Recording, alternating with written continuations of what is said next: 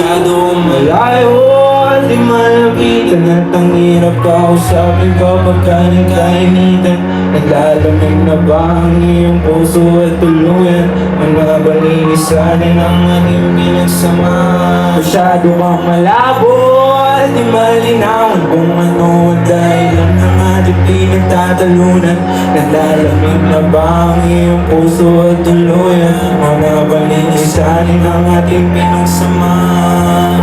Pero hindi naman di ba ganun kadaling kalimutan ka, alam mo yun. Malayo na pero mas lalayo pa ang sagot kapag kapalihis ang tanong. Ganun ka lang ba kabilis ang tugon na iyong desisyon? Sa dami na sulat ko para sa'yo, sobrang haba na para ba may posisyon. Kung gugustuhin ko man ay hindi ko kaya, sa iba ikay iparaya. Parehas lang tayong kulong sa gatong sitwasyon at gustong makalaya na.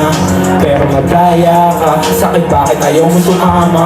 Samantalang ikaw dahilan ng aking paghihirap. Ngunit sarap ng tinama sa paano mo nasisigurang sumaksa sa aking likod. Halos lahat aking tinalikuran, maranas lang kung paano ka lumuhod. Di akalaing ikaw mismo ang magpapakomplikado sa ating buod. Ngayon ay karanasan ko na ang drama sa television ko lang nun napapanood. Masyado kang malayo At di malapitan at ang hirap kausapin kapag nagkainitan.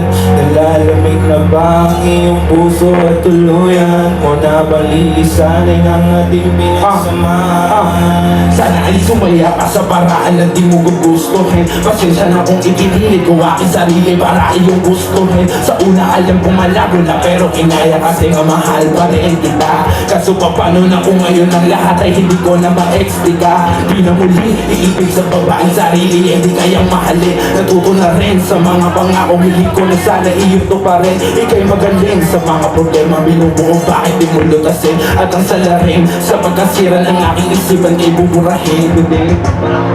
Yay! Ala niyo, softboy ako ito, teke.